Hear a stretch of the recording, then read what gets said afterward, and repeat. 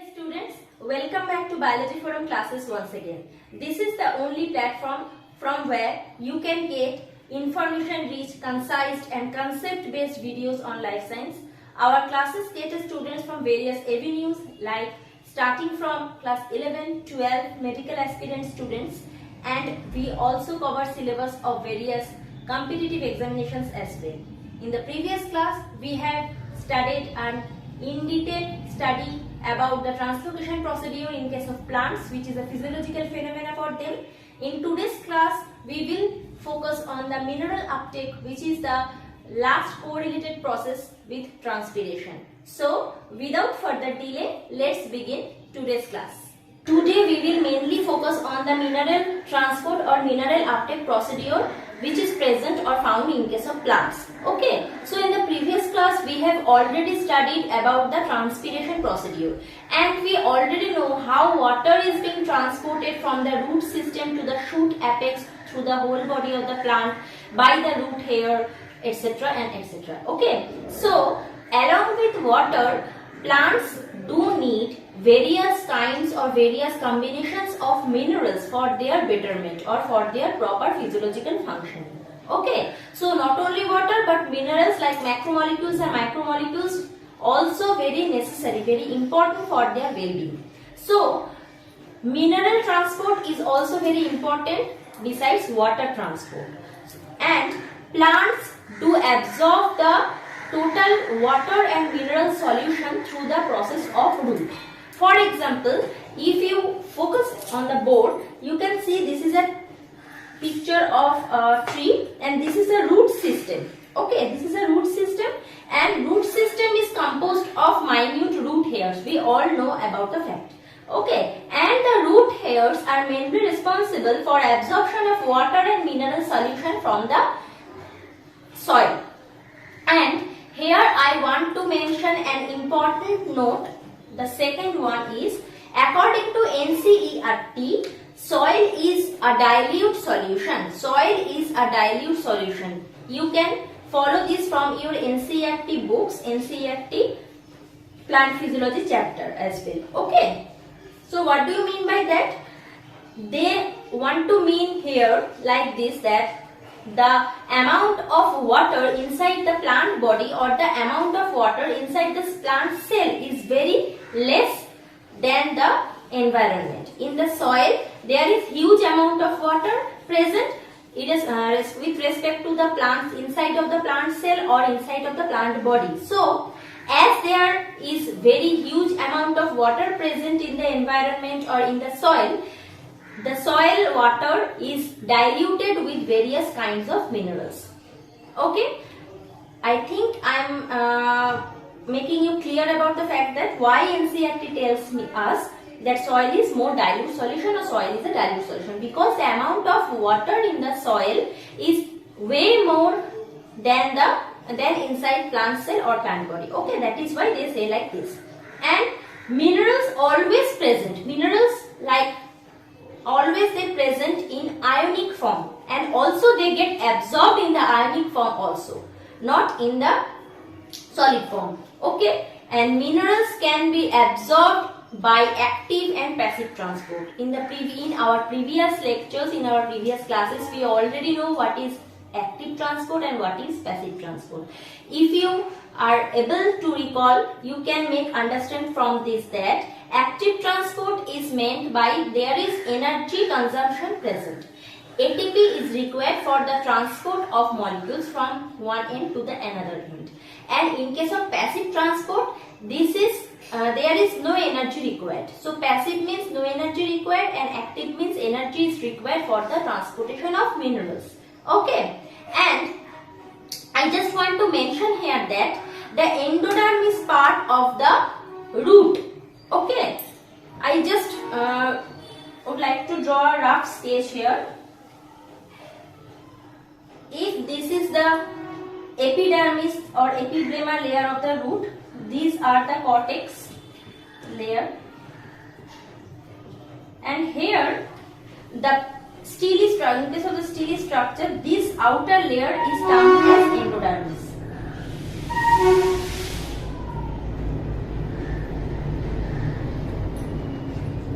Okay.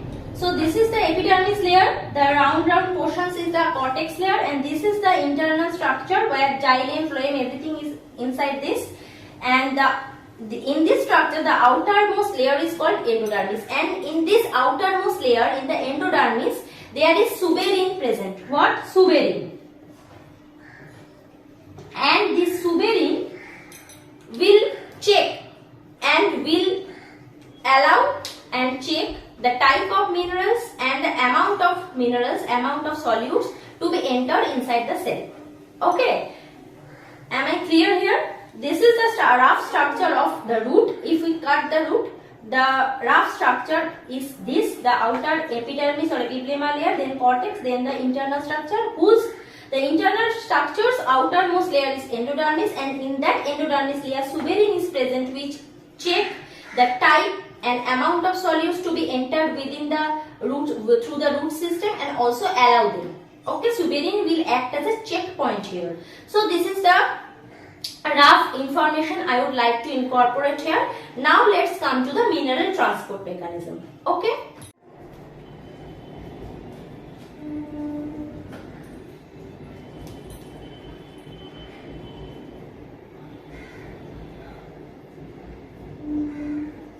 Okay, so let's come to the next portion, which is the mineral transport in case of plants. In case of mineral transport, at first we have to know what is the source and sink of minerals.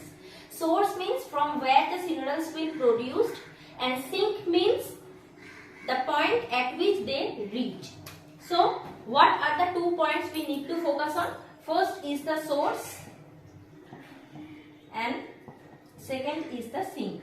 Source is the point from where they will be produced, and sink is the point at which they reach. Okay. So first we have to know which part of the plants do require or do need minerals. Mainly the growing tissues, the buds, young leaves, fruits, and flowers, cambium tissue. They mainly need the most part of the minerals for their better functioning. Okay, and the second term is the form of mineral transport. In which forms the mineral will be transported? The form of mineral transport.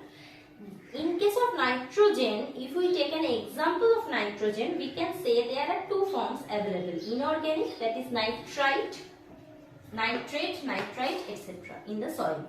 And the organic form, we know the amino acid. Okay, so in case of nitrogen, the form of mineral transport may be inorganic or may be organic also. Organic in the form of amino acid and inorganic in the form of nitrite, nitrate, NO2 minus, NO3 minus, etc. In case of nitrogen, we say this is a very important point. You must consider writing or noting down. Okay. So, in case of the minerals mainly come from bulk flow and mass flow procedure. In our previous lectures, we have defined what the bulk flow and mass flow actually means. If you want, you can follow the previous videos available in this channel. You can make understand about the bulk and mass flow mechanism from the videos. Okay. So, like water, minerals also comes from the root to the shoot tip by the bulk and mass flow mechanism. And the unloading of minerals. 2 parts of mineral transport we will study in the later section of today's class: uploading and unloading. Okay, uploading means how the minerals will get absorbed, and unloading means how they will deliver to the respective tissues. Okay, so the unloading of minerals may be active and passive both, or the mixtures of both. There can be energy required, or there may not be energy required, so it may be passive or it may be active also. So the question now is that the mineral transport is only occurred through xylem, or it can also occur through phloem. A very important and very interesting question. What the question? Do minerals transport only through xylem or both of xylem and phloem. Now this is a very interesting question. Do minerals only transport through xylem or both xylem and phloem come in action? Let's begin with the question and the next part of the class. Okay. Continuing with the question, do minerals transport only through xylem or both the xylem and phloem come in action?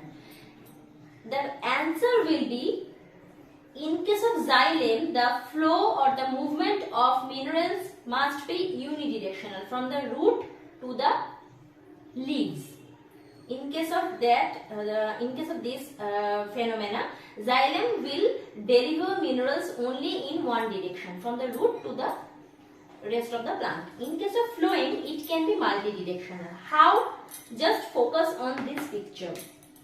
If in a growing plant, there will be new leaf, growing leaf, and old desiccating or old leaves also will be there. So, in case of this scenario, the minerals from the old leaf, from the falling leaf, the minerals will go to the new leaf by use of the phloem tissue. Okay. So, by using phloem, the mineral transport may be multidirectional from the old leaf to the new leaf, from the rest portion of the plant. It goes, or it can go in various other directions, not only the unidirection. Okay. So, in case of xylem, we can say the flow or the movement of minerals must be unidirectional, and in case of phloem, it can be multidirectional also. So, the answer will be not only xylem but also phloem come in action when the scenario is the transport of minerals. Okay. So, just now we will focus on the phloem transport. In case of phloem transport, source and sink concept is applied. Scientist Munch first discovered the phenomena. That is why after his name we can also say this as Munch concept.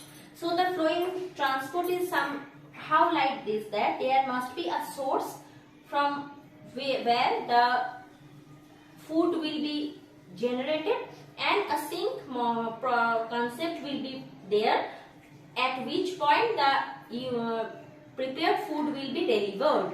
Okay, in case of phloem.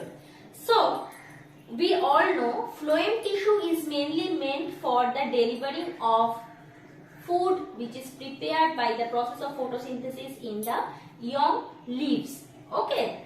So, suppose this is the schematic diagram of a phloem tissue. This is the source and this is the sink. Source is defined as from where food is mobilized. Leaf, new leaf, where by the use of photosynthesis food is produced, and this is the source, the leaves, and from the leaves by using the phloem tissue food is delivered to the roots where food is required. As the root is present inside the soil, there is no sunlight, there is no chlorophyll present, there is no pigment present, so roots cannot produce food. So, from where it will get food? It will get food from the rest of the plant, from the leaves, because leaves are green in color, abundant of chlorophyll is there, and they can produce by the process of photosynthesis food. That is why leaves are the source from where food is produced and delivered, and it is delivered where? The roots, where food is mainly required. There is an exception in this case. Just focus on this picture. In the early spring season, where there is no leaves on a plant, all they are shaded, all leaves are shaded, in that particular scenario, just the reverse condition will be there. In that particular scenario where there will be no leaves on the tree, all leaves will shed during the early spring season. In that particular time, root will be the source and leaves or the rest part of the plant will be the sink. How? Because when food is produced in the leaf and delivered to the root, roots will not exhaust all the food it gets. It will store some of the food, and during the desiccated season, during the early spring season, the stored food from the root will be delivered to the rest part of the plant. So in that particular scenario, the source will be the root and the sink will be the rest part of the plant. So this is one exception of the total phloem transport source and sink concept. Okay, let's proceed with the next part, how food is mobilized from the leaf to the root system in detail. Okay, so let's continue with the last portion of today's class. This is the schematic diagram of phloem transport. I will discuss this in detail. So just focus on the diagram. This is the young leaf, in which we all know leaves possess mesophyll cell, and in that particular mesophyll cell food is prepared by the process of photosynthesis. So this is the young leaf, where the blue dotted portion is it is represented by the food. Okay, food is represented by the blue dot. Mesophyll cell is there in the leaf, and by the use of photosynthesis process, mesophyll cell will produce food. From the leaf, food will be delivered to what? The companion cell. So this is the green pipe-like structure is the sieve tube, which is a part of phloem tissue, we all know. And sieve, outside the sieve tube there are companion cells. It is also a part of phloem tissue. So from leaf, where food is generated, it is mobilized to the companion cell. The companion cell, and the mobilization uses energy. That is why the transport of food from the leaf to the companion cells is an active process. It is written over here. The first step, which is uploading of food from the source to the sieve tube, as companion cell is a part of the sieve tube. The uploading of food from mesophyll cell, which is the source where food is generated, and it is mobilized by the process of active absorption, active transport, I say, from to the companion cell. And this is the first step. And from the companion cell, it is transferred inside the sieve tube. The part 2, the process 2. From the companion cell, the food is transferred inside the sieve tube. As the food is transferred inside the sieve tube, the water potential inside the sieve tube will decrease, and as the water potential will decrease, from the xylem, water is rushed inside the sieve tube. As food is delivered to the sieve tube from the companion cell, the water potential inside the sieve tube will decrease, and as the water potential decrease, water is rushed inside the sieve tube from xylem. This is the xylem represented here, and massive water flow inside the sieve tube will generate a pressure flow or push. Point number 5. So first, food is generated in the leaf from the source to the companion cell. It is delivered by active transport, and from companion cell it is transferred inside the sieve tube. Upon uploading the food inside the sieve tube, the water potential in that particular environment will decrease. As a result, water will rush inside the sieve tube from xylem. As water flow or water rushes inside the sieve tube, it will generate a pressure flow or push, and by the usage of that particular pressure flow or push, food from the sieve tube is transferred to the lower part of the tube also, and from that it will be delivered to the roots, which is the sink. So here the source and sink model is utilized. So source, which is the leaves, and the sieve tube, the combination of the transfer of food from the source to the sieve tube is called uploading, and from the sieve tube the transfer of food to the sink or the roots is called unloading of minerals. So the mineral transport in case of phloem transport is divided into two parts: uploading of minerals and unloading of minerals. Okay, I would like to mention here that when the pressure flow will push the food from the upper portion of the sieve tube to the lower portion, and as there is no energy required, it is a passive process. Because the pressure flow will push the food from the upper to the lower portion, and as food transfer to the lower portion, the water potential will increase and water from the inside of the sieve tube will go back to the xylem again and food is delivered to the roots. Okay, so this is the schematic diagram of phloem transport by pressure flow mechanism. Pressure flow mechanism, why it is called so? Because the decrease of water potential will encounter the water to move inside the sieve tube, which generate a pressure flow, and by the pressure flow or by the increase of the push, water is transported passively without using any energy to the lower portion of the sieve tube, and it will then transfer to the or unloaded to the root portion.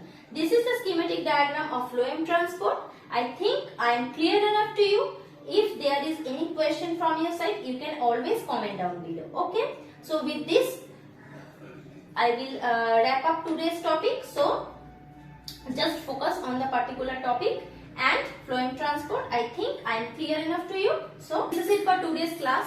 If there is any question left from your side, you can always comment down below, or for any query you can mail me in my email ID, which is right now popping in your screen. So if you enjoy the learning process with me, don't forget to share the video as much as possible and subscribe to this channel.